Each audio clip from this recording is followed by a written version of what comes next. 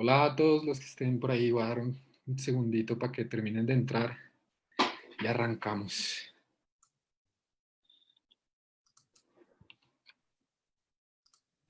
Bueno, pues gracias por venir a la charla esta, en la que hablaré un poco al vacío. Se siente un poco raro, pero espero que podamos charlar un poquito al final. Si tienen preguntas o comentarios, bienvenidos. Intentaré no extenderme mucho en mi presentación.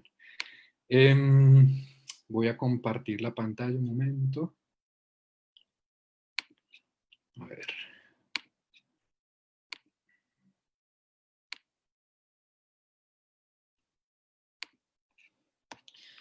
Listo. Entonces, hoy lo que voy a presentarles es un poco algo que me empieza a inquietar en estos momentos de pandemia y viendo tantos datos y gráficas en televisión y en todas partes sobre qué hacer con eso desde el punto, desde donde estamos nosotros parados un poco, desde las artes y humanidades, la facultad y el ejercicio artístico en general, que tiene que ver con esos fenómenos y esas cosas que están pasando durante la pandemia y los datos que se están acumulando. Y esta presentación es un poco las asociaciones, las relaciones que estoy encontrando de momento para poder empezar a pensar ese asunto. Entonces son una serie de especulaciones, unos puntos de partida para pensar que espero podamos discutir en algún momento. La manera como voy a armar la charla es que primero voy a hablar de la manera como se están graficando los datos en estos momentos y en relación con unos casos históricos que nos empiezan a mostrar similitudes con la manera en que se grafican los datos. Sobre todo para plantear un primer punto que me parece importante, que sería por qué se visualizan esta información. Se empieza a morir la gente por la pandemia, se capturan esos datos en unas tablas y tal, y eso empieza a afectar la vida de unas maneras que no podríamos sospechar ni anticipar si no fuera por este ejercicio de producir unas imágenes que nos hablan de esos fenómenos y nos los traen un poco como a la vista y nos permiten tomar decisiones. Eso para hablar un poco de la urgencia a la que nos convoca la visualización de datos o la interpretación de esos datos. Y el punto de quiebre un poco que quiero hacer a partir de eso es cómo se producen otro tipo de urgencias una vez entramos en otro territorio que ya no es la economía, que no es la epidemiología, que no es la política, para poder empezar a pensar otra relación con esos datos y las imágenes que producimos con ellos. Entonces les quiero mostrar un poco imágenes que de pronto han visto permanentemente por ahí y de dónde viene un poco esas imágenes y por qué se usan de esa manera. A la derecha vemos imágenes que saqué de la alcaldía de Bogotá, el mapa de Bogotá indicando los focos de contagio más altos, y a la izquierda una imagen de uno de los padres de la epidemiología ahorita tan famosos, que se llamaba Jon Snow, como el de Game of Thrones, pero otro tipo muy pilo, que tenía en un momento, en el momento en el que estaba trabajando, pues como tenía dos problemas, básicamente. Uno, la ciencia en el momento tenía una teoría del miasma, de cómo se transmitía una enfermedad como el cólera. Es decir, los científicos, las teorías que primaban en el momento, decían que las enfermedades se transmitían por el aire. Él sospechaba de esto, pero esa era la institución, ¿no es cierto? Entonces, parte de lo que él hace en este ejercicio en 1854, durante un quiebre brutal del cólera, es que decide rastrear dónde viven los muertos que estaban muriendo pues en este momento, y en el mapa de Londres empieza a poner una rayita en cada punto de esos. Y rápidamente emerge en el mapa un foco muy parecido como a lo que vemos aquí a la derecha, que en Kennedy 3.631 casos, este foco caliente aquí esta misma parte del mapa, hace que la alcaldía tome la decisión de cerrar Kennedy porque ahí está pasando algo, tenemos que urgentemente acudir a resolver el problema, no sabemos cuál es el problema, sabemos que se están contagiando la gente, no podemos identificar qué, pero hay algo que hacer en este lugar. Lo mismo le pasó a Jon Snow en Londres, donde fueron a revisar qué era lo que estaba pasando acá y descubren que había una fuente de agua. En esa época la gente, habían fuentes de agua y la gente pasaba, se refrescaba con estas fuentes, hacía mucho calor y esa fuente estaba contaminada con un pañal de un bebé contagiado de cólera que estaba contaminando el agua que salía por allí. Deciden inmediatamente entonces romper la llave de la fuente y eso le dio paso a él para empezar a proponer unas ideas que en el momento eran novedosas, difíciles de asumir, y era que la teoría del miasma no aplicaba a nada de esto, sino que uno ingería el virus tomando el agua y por eso se contagiaba a la gente. ¿No es cierto? Esa teoría se verificó y tal, mucho después de esto, pero fue un excelente punto de partida. Y esto lo que nos indica un poco es, podemos relacionarnos con esto de manera muy inmediata, y es que la relación que se establece entre los científicos, los que crean hoy llamados modelos epidemiológicos, están atendiendo los datos con la urgencia cercana a las decisiones políticas que se toman, ¿no es cierto? Las decisiones sociales. Y eso nace con Jon Snow y esta gráfica que se conectaron el mundo de los datos, el mundo de la representación de los datos, con las decisiones políticas que resolvían esos problemas. Hoy en día es exactamente lo mismo. Entonces, poco distinto al de Jon Snow, ya no se hace a mano, ya no se hace con rayitas, pero se hacen versiones de exactamente lo mismo, que es contabilizar los muertos en los lugares donde viven y empezar a ver los patrones que emergen del mapa para poder atender con urgencia el problema. Similarmente, estamos aquí ya con otra imagen que esto es, por ejemplo, la gran plaga de Londres. Los londinenses han sufrido con todas estas vainas y los italianos también. Vamos a ver otro ejemplo ahorita más adelante. Y esto quería mostrarles un poco como lo de la curva que nos muestra esta gráfica histórica de los muertos. Esta no es la curva epidemiológica, ¿no es cierto? Nosotros podemos graficar esto porque, o se pudo graficar esto después de que sucedió todo. Se murió toda la gente, se registraron las fechas en las que se murieron y se dibuja esa curva que sube y baja precipitosamente. Esa misma curva, hoy en día nosotros tenemos, por lo menos aquí en Colombia, esta es del gobierno, estamos en un incremento de casos del COVID. O sea, si nosotros comparamos estas dos, los eventos en los que estamos nosotros están por acá apenas empezando. El trabajo de los epidemiólogos y esta idea del modelo epidemiológico es coger una cantidad de información sobre la sociedad, sobre esa comunidad que está siendo golpeada por esto, y proyectar lo que posiblemente podría ser esta curva.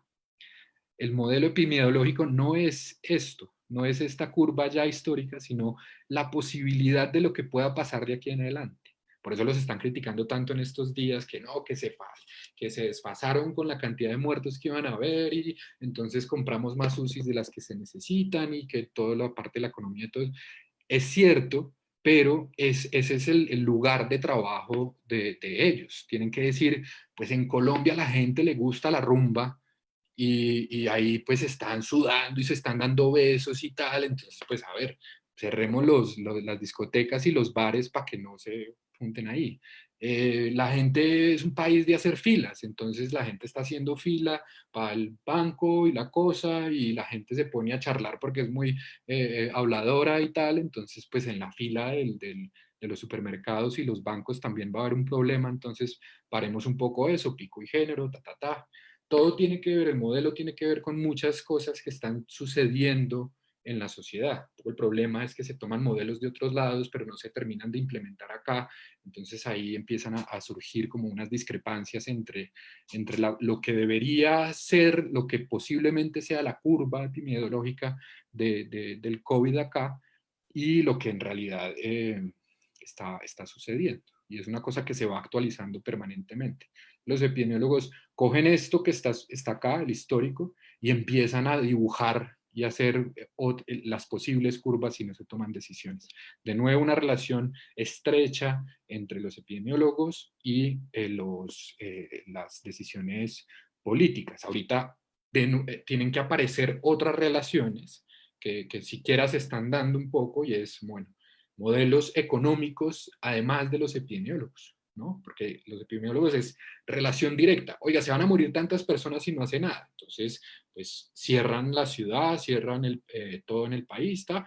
Y evitamos que se muera tanta gente. Pero los datos no automáticamente nos indican lo que va a pasar. No son, no se puede decir ya con los datos que tenemos qué es lo que va a suceder. Tiene que pasar por una serie de posibles modelos, algunos pesimistas, algunos optimistas, y esa relación se tiene que empezar a cruzar con otras cosas que nos están pasando. Y es en este momento, pues también la economía es un problema importante, hay un montón de variables ahí que se empiezan a combinar y tomar decisiones combinando los diferentes modelos empieza a complicar un poco la cosa. No sé qué pasó acá. Esa es como la urgencia absoluta frente a los datos. Nosotros les hemos dado uso a los datos siempre porque nos permiten modelar lo que podría pasar si no hacemos nada y actuar sobre lo que está pasando inmediatamente. Y ahí es donde quiero detenerme. De aquí en adelante es como un poco como los artistas de pronto en lugar de nosotros ya no sería necesariamente el de tratar de resolver ese problema, es como lo que necesitan hacer los epidemiólogos y los políticos y todo el mundo, y qué podemos hacer nosotros con los datos entonces y qué relación establecemos con eso. En mi opinión, mi especulación, y es la que traigo como a proponerles acá, es que tiene que ver un poco entre un problema de representación y de la imagen que utilizamos para representar esos datos.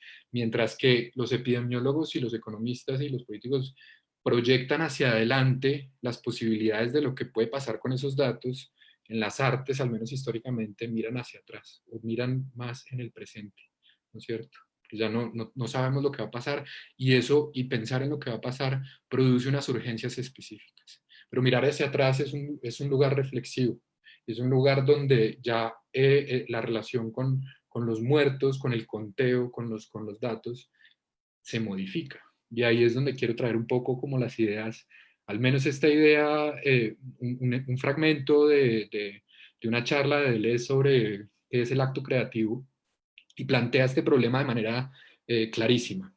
Él habla de Dostoyevsky, el personaje del idiota, la estructura de pensamiento del idiota, que es alguien que necesita atender algo urgentemente, está incendiando una casa, la novia lo necesita, etcétera, y el personaje sale de su casa, eh, tiene que atender eso con urgencia porque es lo más importante que está sucediendo en ese momento de su vida, pero en el camino se topa con otra cosa y empieza a producirse una nueva urgencia en ese obstáculo.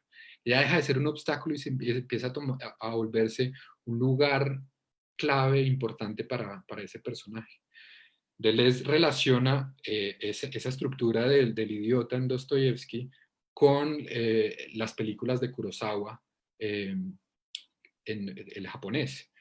Y acá en Los Siete Samurai pues se repite un poco esa estructura donde un pueblo que necesita ayuda, quieren contratar unos samuráis, no tienen plata para contratar el mejor samurái que los podría salvar y tal, y se consiguen otros con lo que tienen, y empiezan a suceder una cantidad de cosas, pero lo importante es un poco que el samurái tiene otra urgencia que se establece en él y, no, y le impide resolverle el problema a quienes lo contrataron, y él debe cumplir con honor esa petición de ir a salvarlos. Y un poco los del pueblo terminan defendiéndose solos, y toda la pregunta existencial que se hacen los samuráis ¿y qué es un samurái? Un samurái en el no, dice él es muy claramente, no en el contexto general de qué es un samurái, sino en el espacio de la película, ¿qué es un samurái? Un samurái no sirve de nada, un samurái simplemente se queda en la distancia atendiendo otras urgencias, la urgencia de él es esa pregunta existencial, y mientras tanto, los del pueblo se pueden defender solos y aprenden a defenderse solos, y eso les ayuda también de una manera extraña que podría ser insospechada para la labor del samurái. En mi opinión, en este momento, esa urgencia, ese incendio, esa batalla que se va a dar en el pueblo es un poco la urgencia que los datos nos indican y que le competen a los epidemiólogos y a todo el mundo, y el artista estaría ubicado más en ese territorio de otras urgencias del samurái y el idiota de Dostoyevsky. Entonces, para poder entrar un poco en esa idea, en ese lugar de pensarse estas otras posibilidades con los datos, quería empezar un poco por la relación que establecemos con las imágenes, que nos cuentan sobre esto que está pasando. Ya no mirando hacia adelante, sino qué es lo que está pasando. Entonces, esta imagen medieval que me pareció increíble preparando esta clase de la peste bubónica del siglo XIV, nos muestra algo muy particular, y es que están unos personajes, por llamarlo de alguna manera. El enfermo con la herida, digamos, que demuestra que tiene la peste y se va a morir, eh, muy parecido a este personaje con gripa acá atrás. La muerte que viene a darle la última estocada a ese enfermo, un poco amenazante, caricaturesco, como estos bichitos que empiezan a aparecer por todas partes del COVID-19. Ya no es una calavera, sino como una especie ahí como de bolita con tentáculos que representa al virus. En este caso, el sacerdote, quien atiende al enfermo, y Cristo que viene a presenciar el evento, y de la misma manera entonces los héroes que llamamos tanto ahorita con los médicos que nos vienen a atender. La relación con las imágenes en cada uno de los contextos tiene que ver con el lugar de donde se piensa el mundo.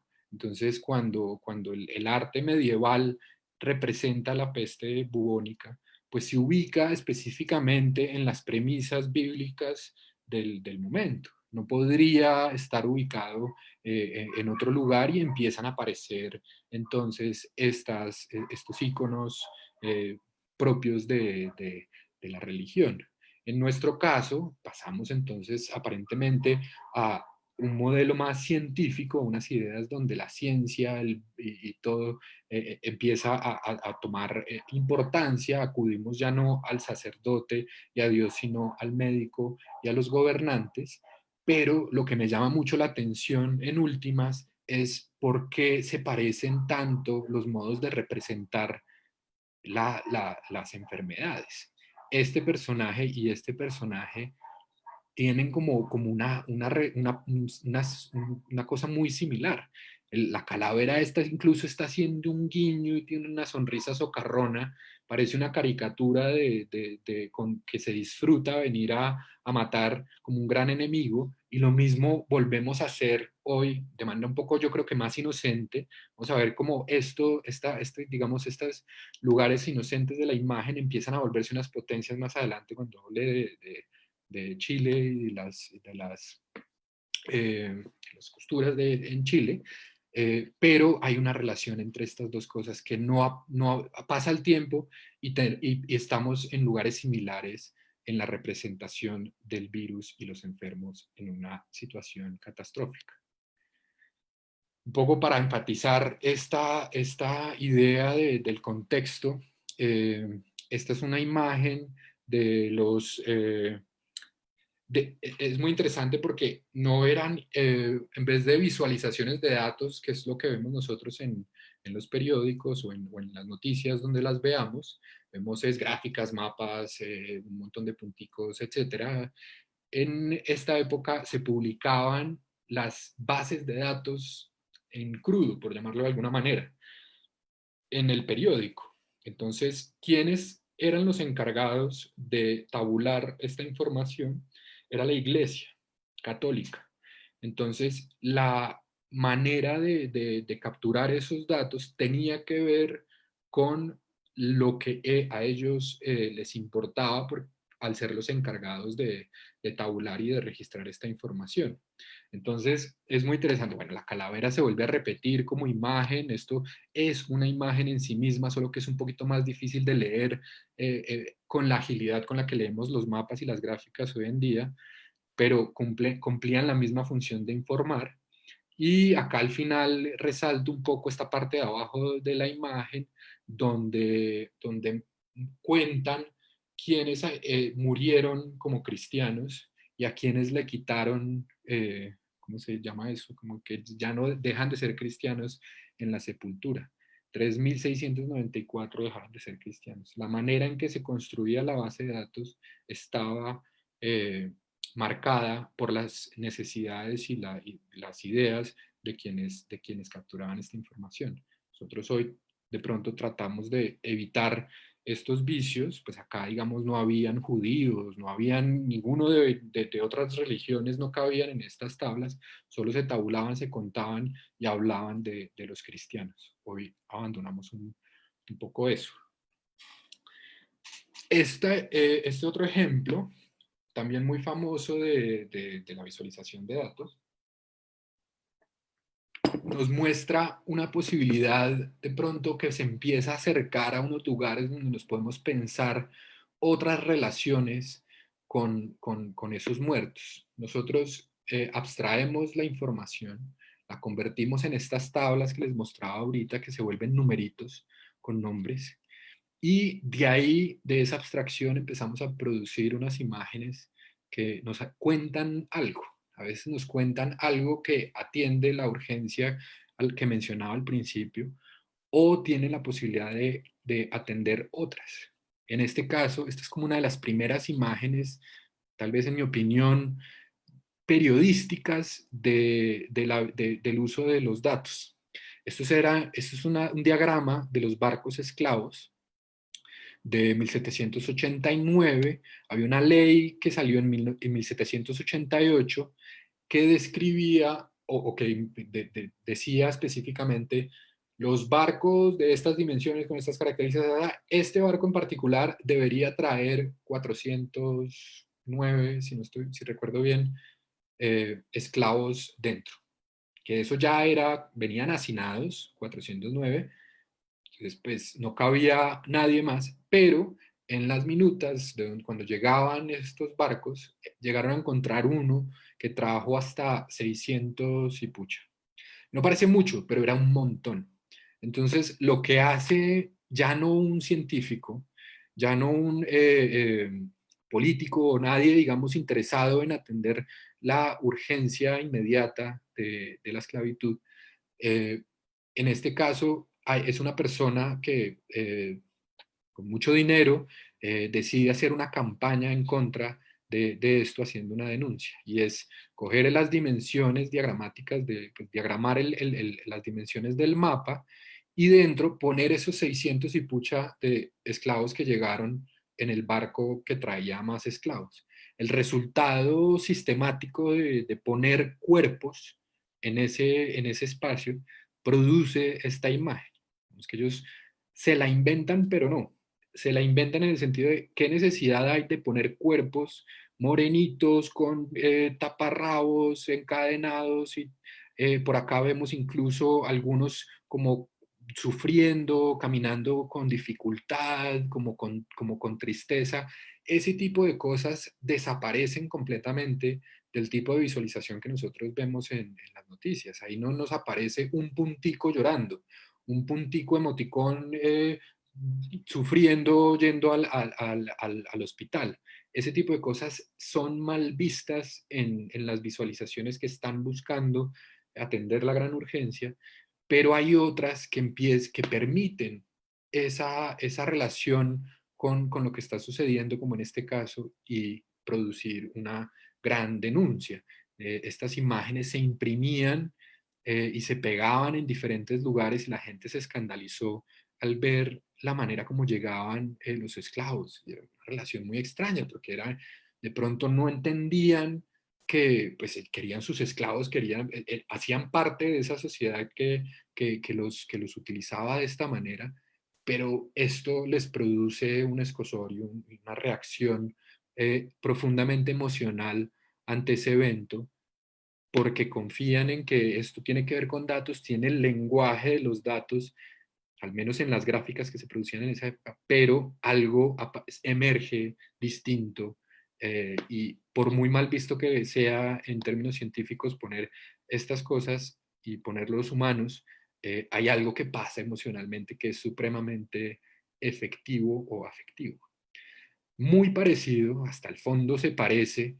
En este año, el New York Times sacó esta aplicación que se llama La pérdida incalculable. Me parece un título acertado de las 100.000 personas que habían muerto hasta ese momento en Estados Unidos, y el cálculo existe.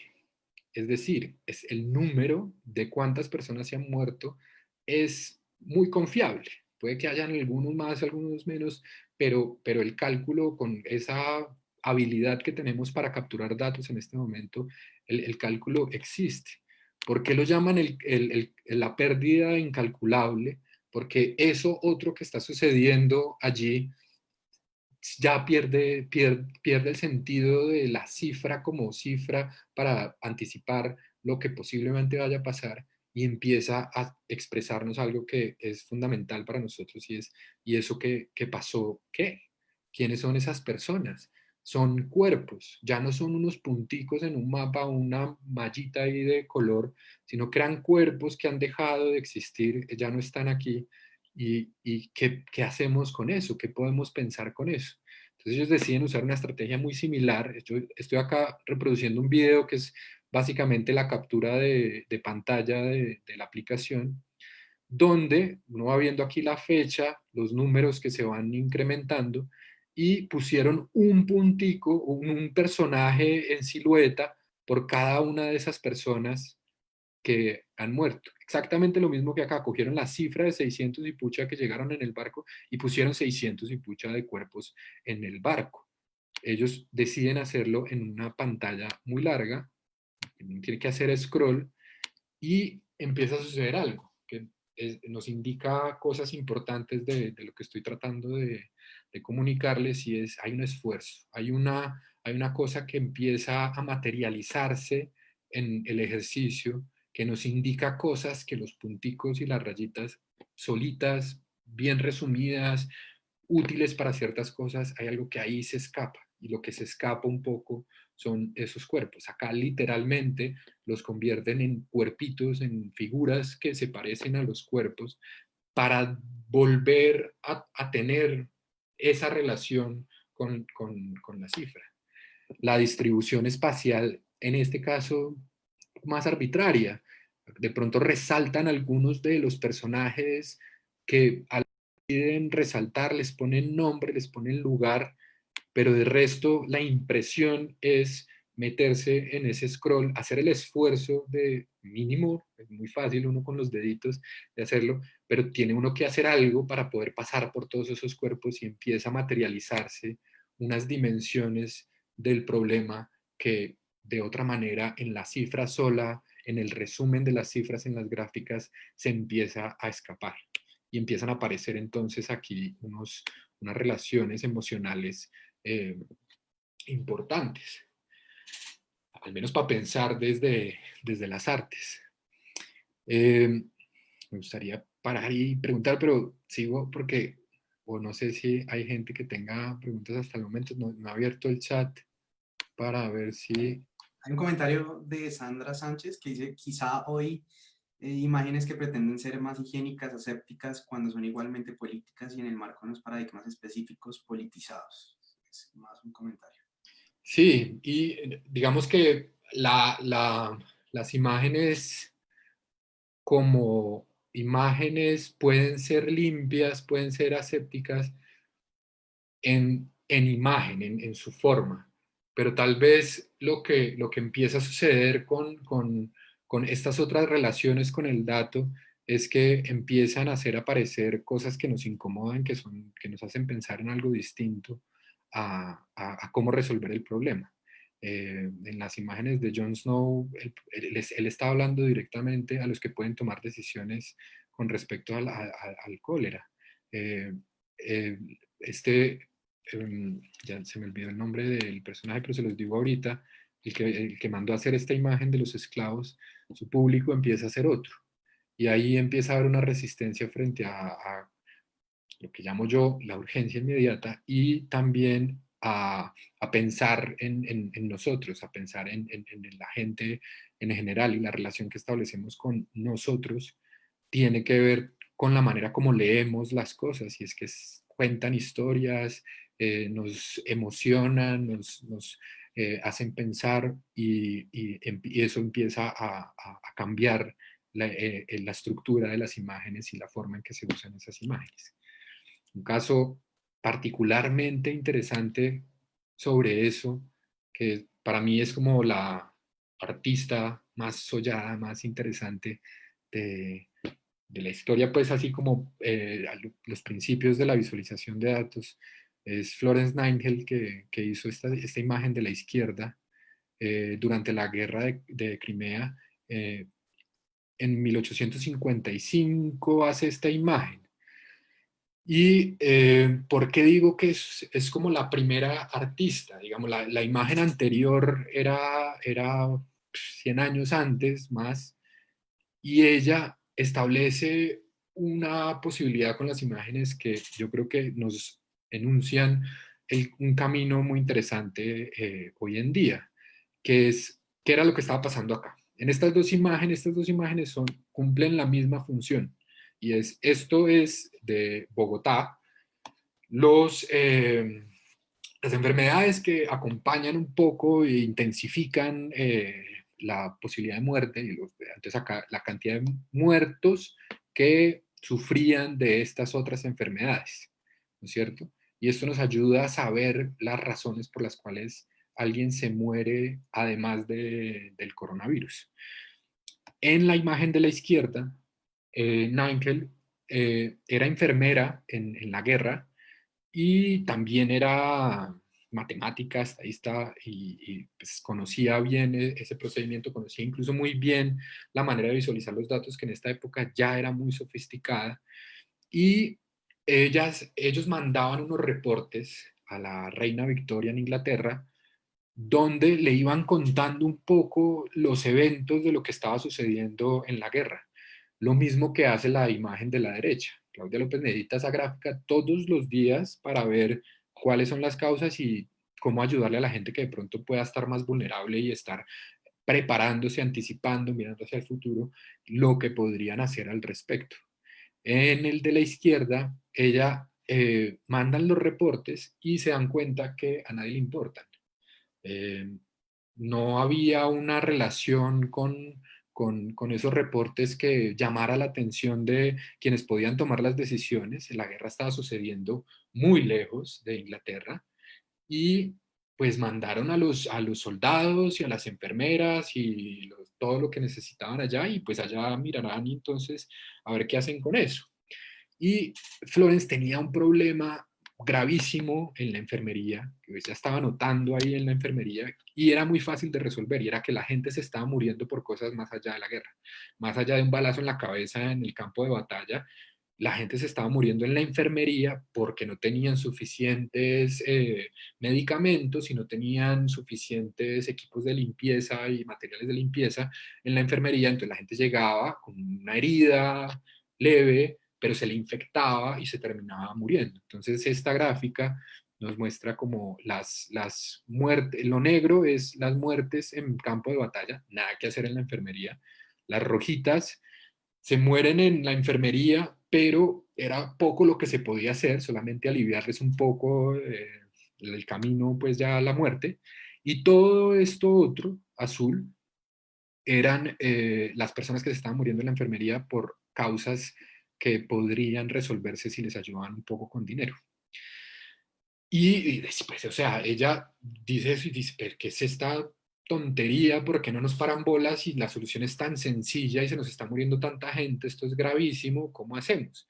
A una especie, también de nuevo, una urgencia de, esto es grave, páreme bolas, tengo estos datos clarísimos que nos muestran eso, hagamos algo. Entonces, la estrategia de ella es apelar ya no a la razón, que en estos momentos, pues Claudia López está súper pendiente de estas gráficas y la racionaliza y toma decisiones inmediatamente al respecto, pero pues ella no es la reina Victoria por allá atrás. Entonces Florence dice, esta nena necesita ver esto, pero ¿cómo hago?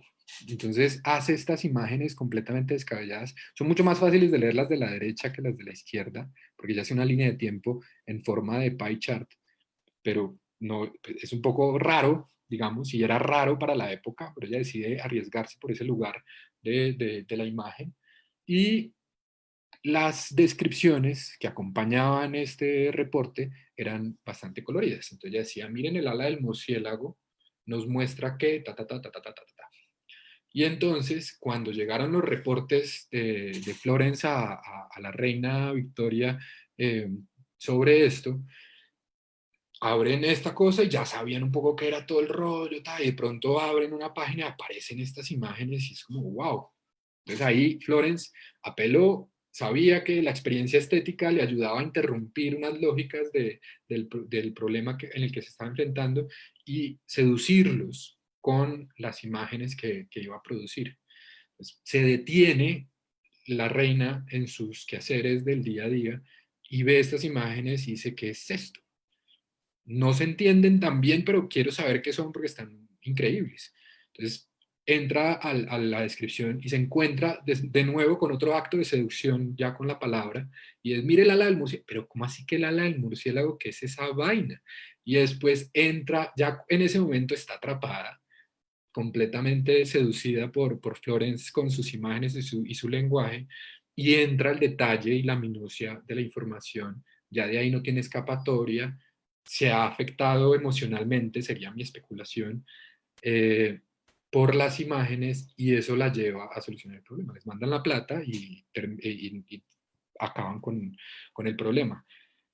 Esto no quiere decir que crea yo que la función del arte es seducir a los políticos a que piensen algo que no se han pensado y nosotros tenemos la solución. No, pero hay algo en la posibilidad que nos permiten los datos de atravesar otros asuntos que de pronto otras personas no han pensado. Si alguien desde las artes o desde la estética, desde la narración, se inventa una solución para el COVID-19, pues chapó, mis respetos, toda la cosa, pero no creo que sea el lugar del arte necesariamente.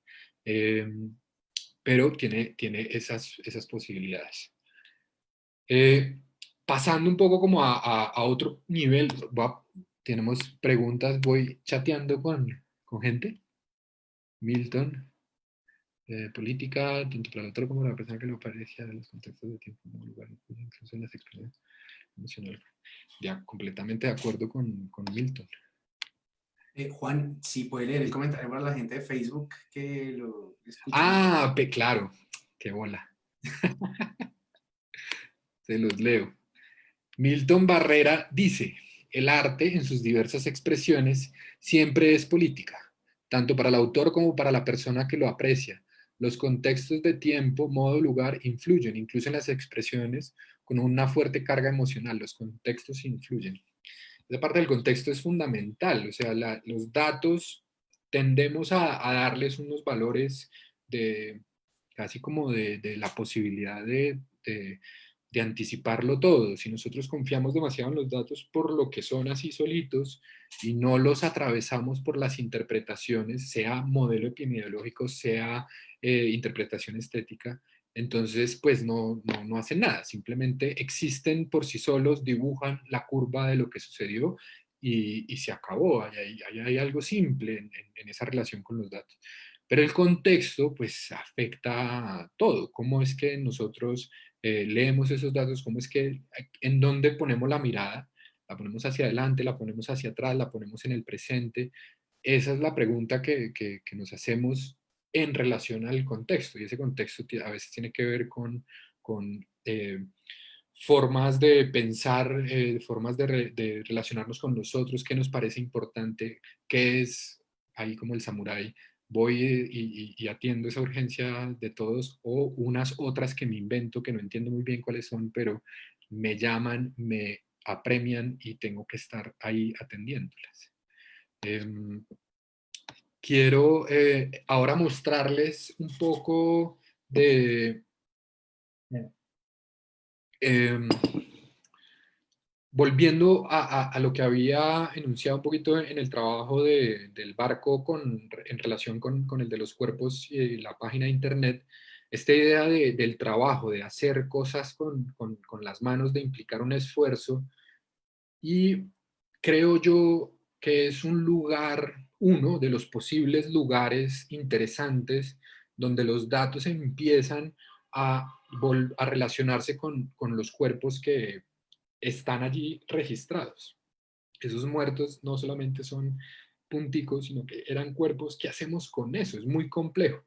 Yo creo que hay algo en el trabajo, en el hacer físico, que empieza a darnos unas pistas. Creo que hay como unos movimientos interesantes ahorita de la fisicalización de los datos y mucho de eso está sucediendo, por ejemplo, en el tejido. En el tejido, los quipú, incas, mucho tiempo antes de los computadores y lo que sea, diseñaron un sistema de codificación de la información, muy parecido a lo que hacemos con los datos, con nudos. Entonces, hacían cierto tipo de nudo, representaba ciertas cosas que la gente tenía, estaba alfabetizada para entender, y hacían estos tejidos que como si fueran frases, cada uno de esos nudos, la composición de esos nudos y los colores y la extensión, empezaba a contar una historia. Entonces transmitían información de un lugar a otro, de generación en generación en el tiempo, con las historias que contaban a partir de estos nudos. Esto es como visualización de datos ahí eh, clarísimamente eh, contando historias. Y ese trabajo físico se ha vuelto relevante para otros, como las arpilleras en Chile, que durante la dictadura de Pinochet, pues son las mujeres que se sienten, que lo han vivido en carne propia y deciden contar las historias por su propia cuenta.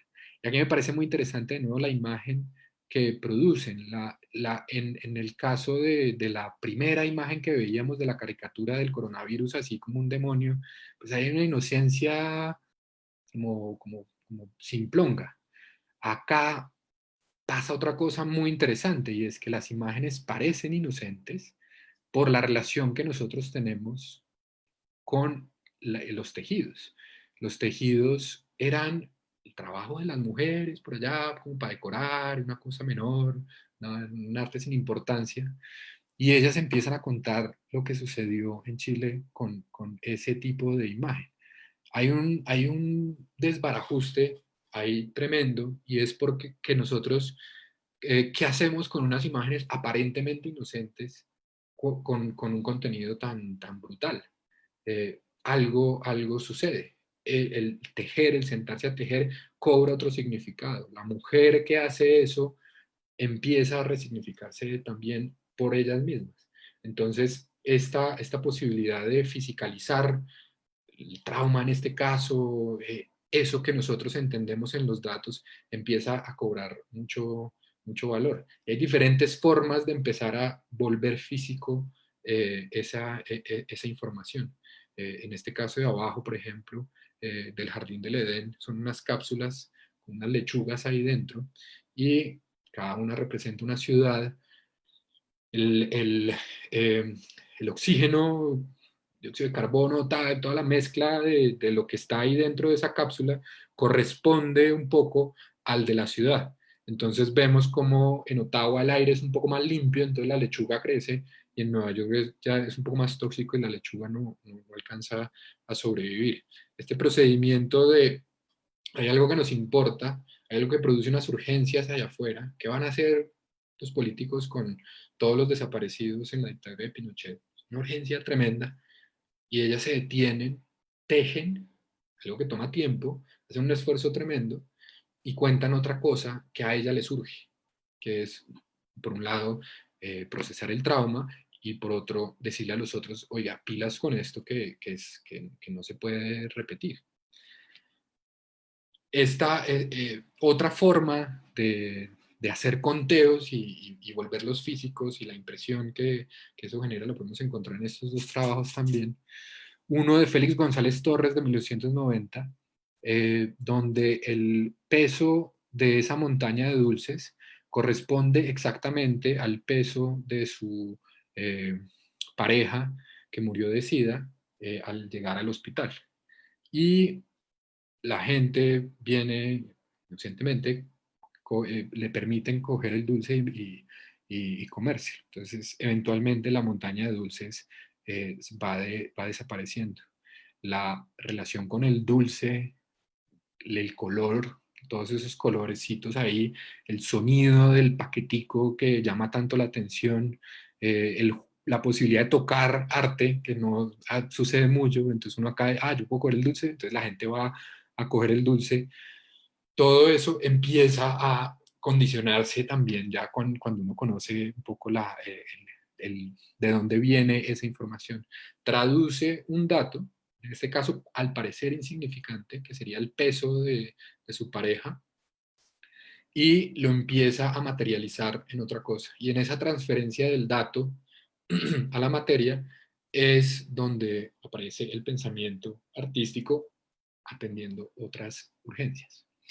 Alfredo Yar, también chileno, hace esta instalación muy limpia, parece aséptica, parece como una embajada o algo así, donde guardan los pasaportes que le van a dar a la gente, pero no es así.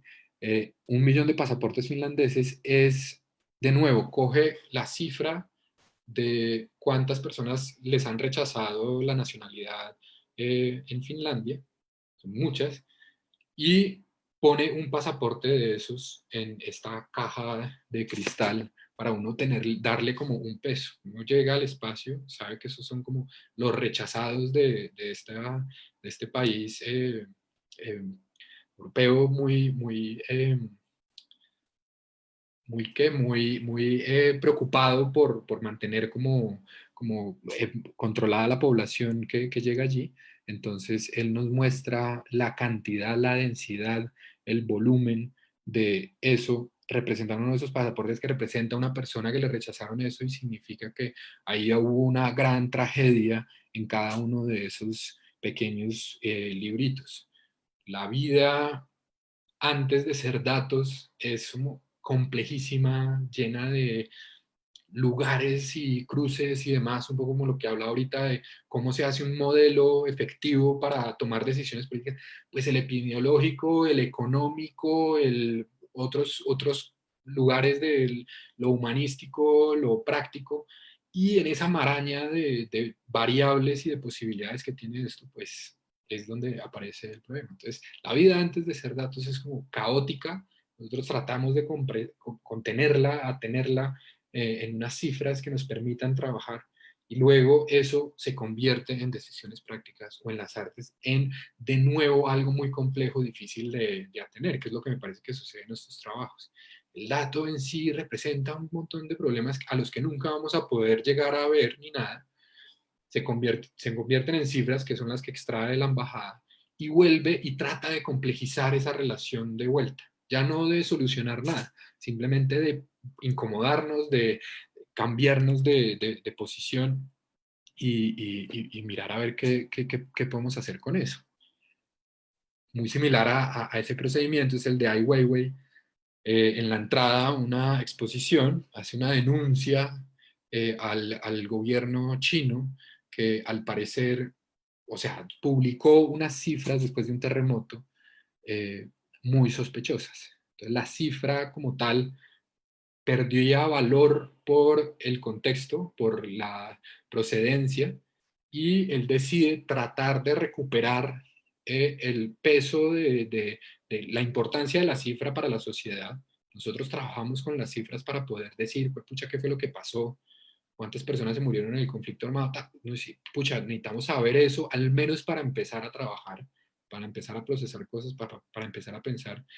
Y en China, Ai Weiwei nota que ni siquiera eso lo tiene. Entonces, la única manera que él encuentra de hacerlo es especular sobre la posible cifra que sí corresponda un poco a las dimensiones del terremoto y a la población y todo esto, y coge un morral de niños que iban a los colegios, se murieron muchos niños, y construye esta frase de lo recordamos, o remembering, sí. Entonces, construye la cifra que faltó, básicamente, Ai Weiwei, en dimensiones enormes y abrumadoras. Al parecer, como una imagen muy bonita, con los colorcitos y los morrales, pero en su contenido sucede otra cosa.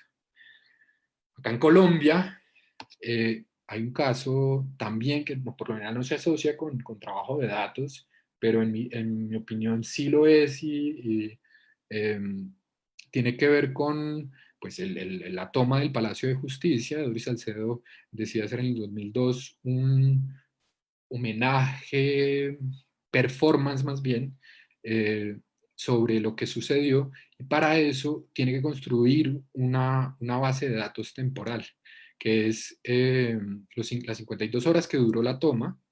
Ella vuelve y hace esto 10 años después, durante 52 horas, y en cada momento en el que pudieron rastrear que se moría alguien, que acá desapareció alguien, empieza a descender en ese instante, en esa hora específica de lo que sucedió, una de estas sillas que materializan de nuevo esas personas que ya no están. El cuerpo ya no es literalmente el cuerpo del enfermo ahí como con la lanza clavada y tal, sino el cuerpo que ya no está cobra, no se vuelve, no se abstrae tanto como un punto o una rayita, sino que aquí se vuelve una materia. Y ese es el lugar del pensamiento un poco en esta línea. ¿Qué forma le damos? ¿Cómo lo materializamos? ¿Cómo le damos cuerpo a un espectro que ya no está? Las sillas son espectrales, y ahí el título de la charla, porque hacen aparecer a los muertos de otra forma que ya no son iguales a los cuerpos que cuando estaban vivos, sino que se manifiestan de otras formas, en este caso en sillas. Transeúnte desprevenido, no sabía qué es lo que estaba sucediendo acá, pero después pues ya pues se sabe, ¿no?, que estaban descendiendo las sillas a esas horas específicas donde moría la gente y estaban desapareciendo. Así voy a terminar, vamos de tiempo, ahí vamos. Me alargué un poco. Este último, a los que les interese un poco trabajar en esta línea o pensar en esta línea, les recomiendo este libro de Jackie Wernimont, que trabaja desde teoría feminista, como los datos, incluso en la tabulación de la información, en la indexación de la información, estamos perdiendo los cuerpos permanentemente. Todo el ejercicio de decir, fila tal, fue hombre o mujer, binario, chao, se acabó, ahí perdimos completamente. Entonces ella problematiza incluso el primer ejercicio de capturar datos, a partir de la teoría feminista que dice, esto es un desastre porque no podemos contener los cuerpos en ese lugar. ¿Y qué hacemos con todos esos datos que estamos capturando de esa manera? ¿Qué hacer con eso después cuando ya se ha viciado a tal punto? Entonces, la propuesta un poco de Jackie es que un poco el arte viene a la salvación, es bien optimista en ese sentido. Dice, a pesar de haber abstraído a ese punto los cuerpos, el arte tiene esa capacidad de volverlos a ser presentes, y en lo que yo llamo acá un poco como espectros de vuelta, esos cuerpos, y pone un ejemplo que me parece muy interesante de esta instalación de David Gurman, que es una campana que está conectada a una página de internet que registra en tiempo real, lo más rápido posible, los momentos en que alguien muere en la guerra de Irak. Entonces, un poco como ese cuento de si se cae un árbol en el bosque y nadie lo escucha, sucedió, no sucedió, cayó, ta. Eso es lo mismo, la instalación, la campana suena a pesar de que no haya nadie, y si no hay nadie, sucedió o no sucedió, pero cuando hay alguien, pasa esta cosa que es que la campana tiene pues, de hierro así, suena duro, y la reverberación del sonido pues lo invade a uno de otra manera. Ya no hay una distancia tal con la imagen de la cifra, sino que esa cifra pasa por unos datos que alguien captura con los problemas que ya aquí menciono o no, se registran en una página de internet, en esa página de internet lo transmite al mundo, inmediatamente esta campana recibe esa información, suena y vuelve y expande ese cuerpo ya como espectro de otra manera. La relación que nosotros sabemos con eso tiende a ser de otra índole, un poco más emocional, eh, literalmente visualizando, sonificando, materializando el dato, pero la manera en que se instaura en nuestro cuerpo tiende a producir relaciones distintas con esos espectros que están allí representados. Y ya para terminar y ponernos a charlar, quería como dejar estos dos trabajos que me parecen que resumen un poco el problema que estoy aquí planteando. Y es José Alejandro Restrepo, Dar la cara, de 1990, y León Núñez, Desilusiones ópticas, del 2014. Y por ahí está Carmen Gil, le agradezco que lo vi en Voltaje una vez, este proyecto. Me parece que tienen una relación, problematizan la imagen de la manera en que me gustaría que nosotros problematizáramos la relación con los datos, que es que cuando José Alejandro hace este ejercicio en un juego de palabras de dar la cara, nosotros pedimos a los paramilitares, a los guerrilleros, que den la cara, los que cometieron crímenes, dar la cara en ciertas imágenes, le toman una foto, la publican en el periódico y esta fue la persona, empieza a codificarse de una manera muy extraña y es que se vuelve invisible.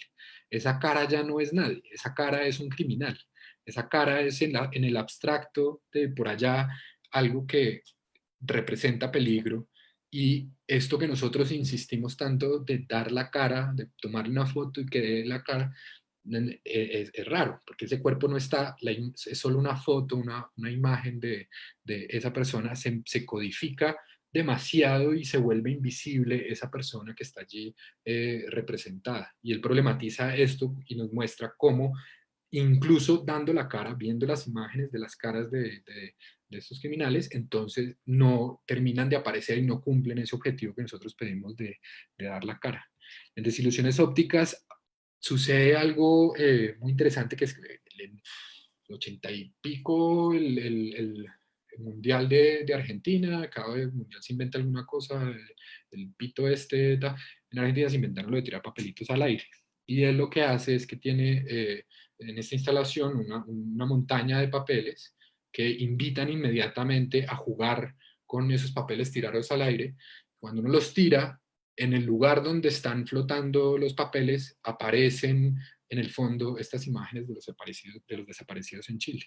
Y era como poner en un lugar específico la celebración del mundial, los argentinos viendo fútbol en su país mundial de fútbol, imagínense el delirio, y al mismo tiempo estaba sucediendo esta tragedia que estaba desapareciendo la gente y estaba sucediendo en lugares muy cercanos a los estadios de fútbol. Entonces, tipo, combina estas dos cosas, la celebración uno coge unos papelitos y los quiere tirar al aire porque ya ha construido esa relación, y esas imágenes que nunca terminan de aparecer para nosotros, solo como unos espectros ahí que se quedan como por instantes apareciendo y en otros instantes no.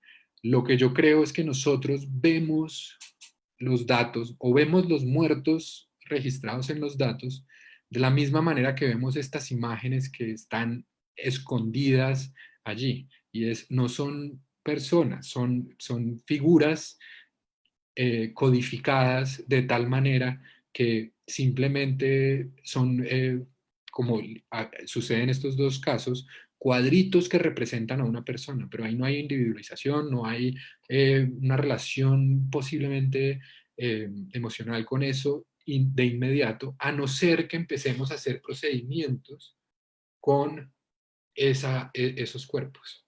Y eso es lo que hacen ellos dos. Ellos cogen algo codificado, algo que es invisible por sí solo, y empiezan a construir unos procedimientos que los hacen volver a aparecer, un poco como esa campana. Vuelve a hacer aparecer ese cuerpo. Y en la medida en que podamos volver a hacer aparecer los cuerpos en los datos, creo que es un lugar, al menos uno de los lugares que me parecen muy interesantes, valiosos para entender, pensar, especular, lo que sea que vayamos a hacer con los datos que se están produciendo hoy en día, con esta cosa que nos afecta tanto emocionalmente. Entonces, esa es mi charla, me pasé por mucho. Entonces, Lucho, No, está súper bien, Juan. Yo creo que entonces, si quiere, puede empezar a revisar el chat y hacer unos comentarios y preguntas. de una? Yo no sé si hay gente en Zoom que quiera preguntar, así como charladito, pues para mí chévere también como escuchar gente y eso. Pueden levantar la mano y les damos la palabra.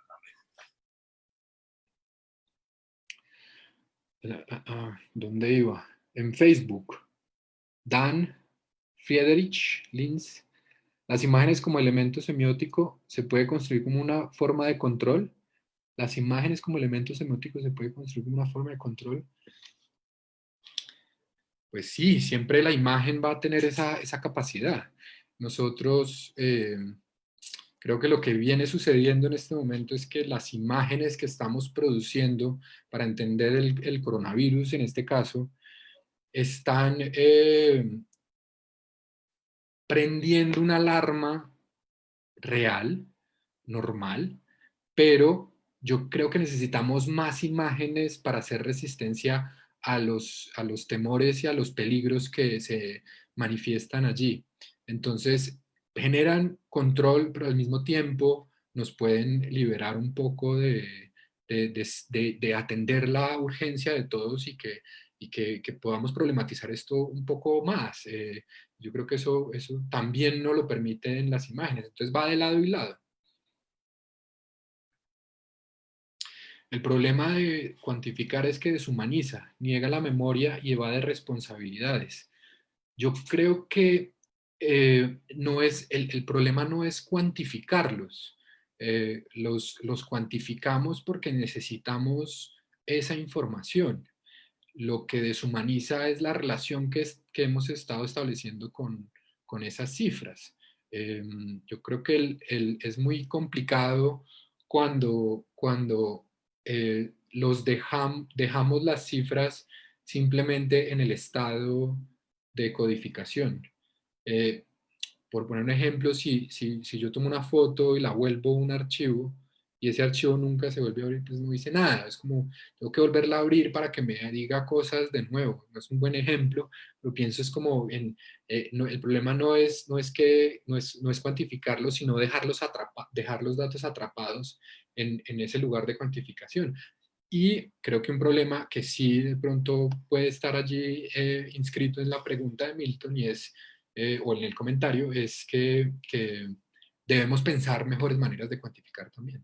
Así como esa tabla que les mostraba con las calaveras, pues lo hacían los católicos y con sus premisas definían quiénes estaban ahí, quiénes no y qué era lo que importaba, si era católico o no, si lo bautizaron o no. Entonces esas cosas las vamos evadiendo, pero tenemos la ilusión de que porque la ciencia tomó el lugar de la iglesia al cuantificar la información, entonces nos liberamos de eso. Y no, ahí sigue existiendo problemas en la manera en que se registra la información, se construyen esas bases de datos, que es lo que resalta Jackie de manera muy interesante.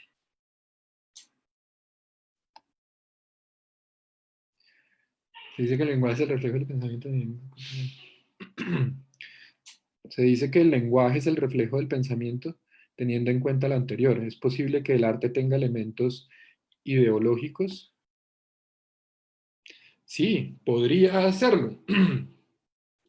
Entiendo la pregunta, digamos, como eh, con connotaciones peligrosas, digamos, como a Hitler le encantaba el cine y la ópera y tal.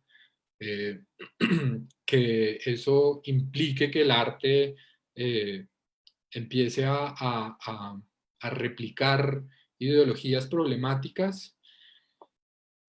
Sí, es como el lugar del arte, el arte creo que ocupa todos los lugares y es el problema no está inscrito en el arte por sí solo, sino en la manera en que lo utilicemos. Entonces, creo que sí, de nuevo, la pregunta es un poco similar a la anterior para ti, va de lado y lado. No sé si respondo bien la pregunta. Omar Rafael González Arrieta, la experiencia con la muerte ha sido reemplazada por la imagen de la muerte, sí, de acuerdo, la cual rompe toda vida simbólica en ella.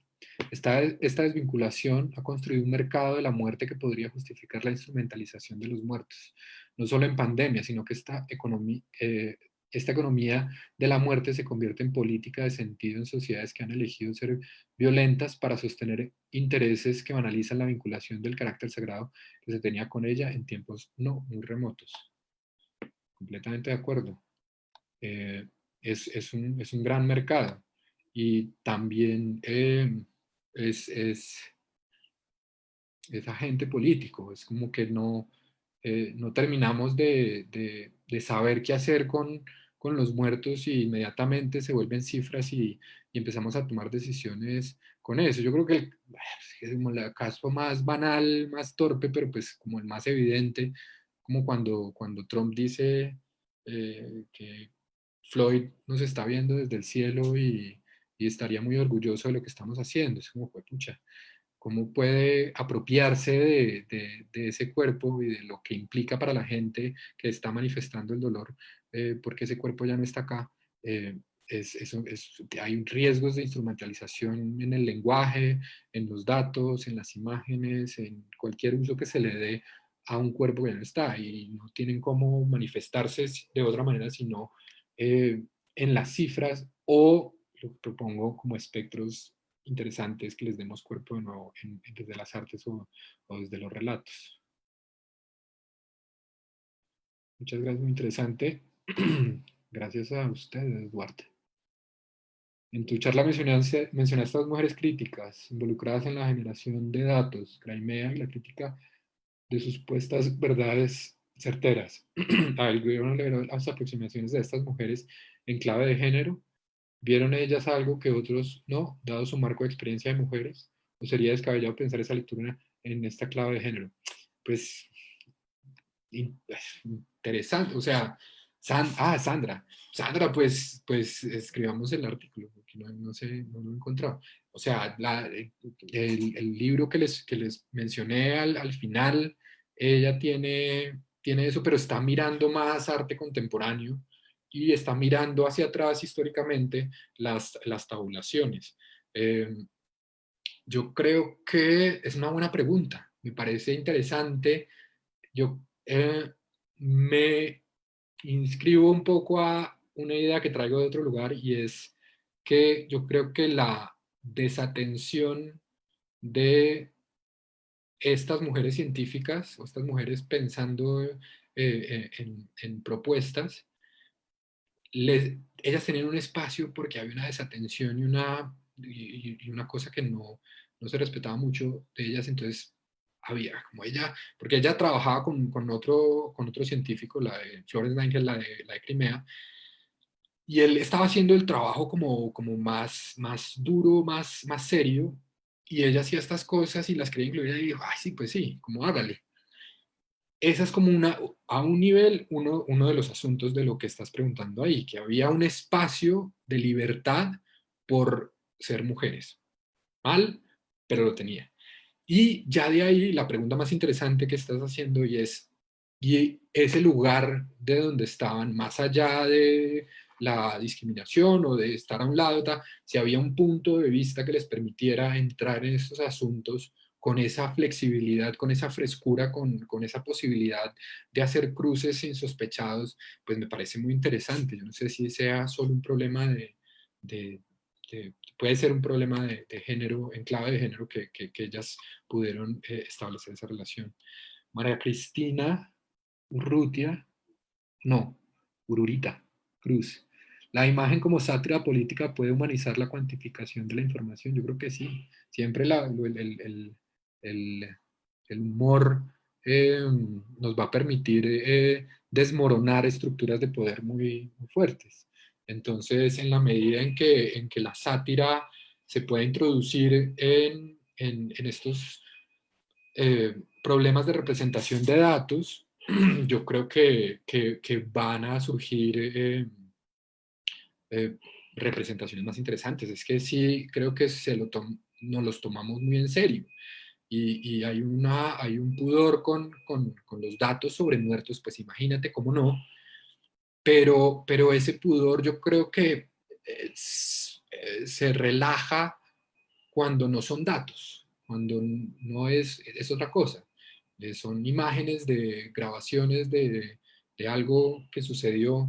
No sé dónde podría ubicarlo, pero yo creo que tienes una premisa muy interesante ahí que es, y dónde está esta herramienta fabulosa que tenemos, que es la sátira, para poder devolverle algo a todo este asunto de la cuantificación, que nos lo tomamos muy en serio. Yo creo que también pasa con la literatura sobre datos y todo lo que tiene que ver con visualización de datos, que hay una seriedad y hay como una radicalidad en que debe ser para cumplir esos objetivos nobles de resolver las urgencias del mundo. Y yo creo que en la medida en que podamos apuntar para otros frentes y producir nuevas urgencias, nos vamos a poder permitir introducir cosas como la sátira política. Me parece fabuloso. Escribámoslo, Sandra. Bueno. Dani Cuellar, en la pandemia actual, ¿qué dos otros sentidos cree usted que puede aportar el arte, además de los que aporta la ciencia? Esa es la gran pregunta. Esa es lo que Deleuze planteaba en su charla, que es la que atiende la ciencia es muy evidente como urgente, tanto así como el incendio que hay que ir a apagar o como el pueblo que está siendo atacado por unos bandidos. Digamos que ver ese problema es inmediato y el lugar de las artes es ese lugar extraño. Ahí sí, como en los mejores términos, usando la estructura del idiota de Dostoyevsky, pues tenemos que asumir esa función y proponer otras, porque creo que sí tenemos que establecer una relación con lo que está pasando, eso es inevitable, pero esa urgencia es distinta. Eh, no tengo la respuesta. Eh, Creo que a lo único que me acerco, al menos en esta charla, es que creo que las cifras que están allí son muertos. Y los muertos, los cuerpos de esos muertos desaparecen, literalmente se entierran, se creman, pero también hay algo en esa desaparición que anulamos cuando los representamos. Y ahí yo veo un espacio del arte clave. Si tú ves otros, pues me encantaría escucharlos, pero de momento yo es como que estoy planteando acá una primera aproximación de trabajos de las artes con datos, y digo, bueno, ¿y acá qué? Y me desmorona mucho premisas arcaicas de lo que debería ser un artista, que hay unas instituciones artísticas y unos mercados del arte y tal, digo, pero esto pierde sentido acá y ya no se pueden hacer cosas físicas, entonces, pues, ¿qué hace uno? Empieza a uno a revisar muchas cosas y de momento, pues de pronto también porque añoro la fisicalidad del mundo, es que digo, bueno, hay una ruta en fisicalizar los datos y recuperar los cuerpos, no sé si es la única, no creo, habría que preguntarse por otras más. Se podría hablar de cuerpo electrónico y el habeas data, que es la figura que jurídicamente se ha creado como derecho fundamental. Es ciertamente una posibilidad real de liberación cuando al encerrar los datos en una... Es ciertamente una posibilidad real de liberación cuando al encerrar los datos en una base de datos.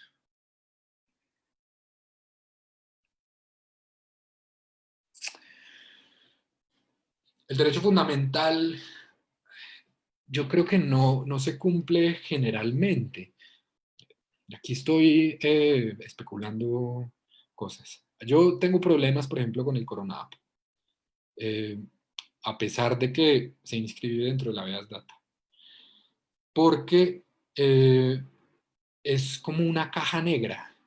Yo puedo entender las formas en que se utilizan los datos, en los que se indexan, cómo se trabajan y toda la cosa, pero cuando transitan por por estas agencias políticas, empieza a generar muchas sospechas. Entonces, yo creo que el, el, el el derecho que tenemos nosotros a la privacidad y mientras estamos vivos a tener nuestras propias agencias sobre el cuerpo que tenemos y ese cuerpo electrónico que tú mencionas, que creo que es real, eh, todavía son muy frágiles.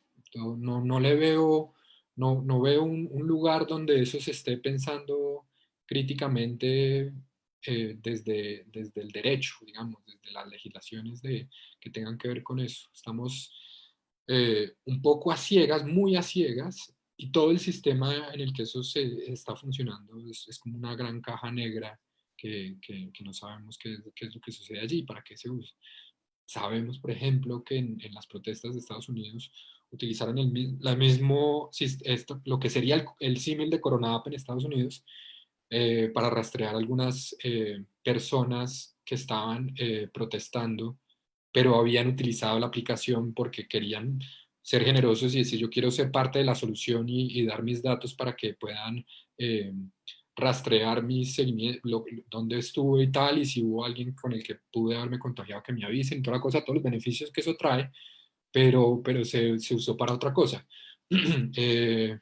IBM, por ejemplo, acaba de anunciar que va a abandonar todo modelo facial de inteligencia artificial para rastrear personas por sus caras en protesta y en apoyo a lo que está sucediendo en Estados Unidos en este momento, que se está utilizando eso de manera terrible. Edward Snowden, pues es como el ejemplo clarísimo de que se dice una cosa desde el gobierno y se aplica otra en la inteligencia y internamente.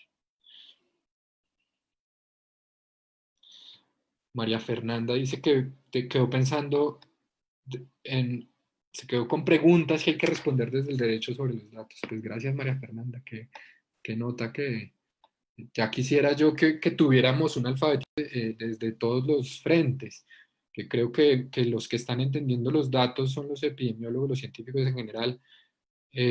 Los políticos rápidamente se empiezan a familiarizar con ese lenguaje y todos nosotros simplemente nos quedamos con las traducciones. Yo creo que hay muchas cosas que solo podemos entender en la medida en que podamos entender mejor el material en crudo. Nadie se baja a la base de datos, el Excel de las páginas del Estado para ver qué hace con eso, pero yo creo que ese es el punto de partida. Y ya como vimos hoy, pues también eso tiene sus problemas. Ruth, el hecho de trabajar con datos nos hace tener en cuenta metodologías concretas para la observación y recolección de datos. En tu opinión como artista durante la creación, la relación con estas metodologías deberíamos abordarlas de una manera directa como algo secundario del proceso.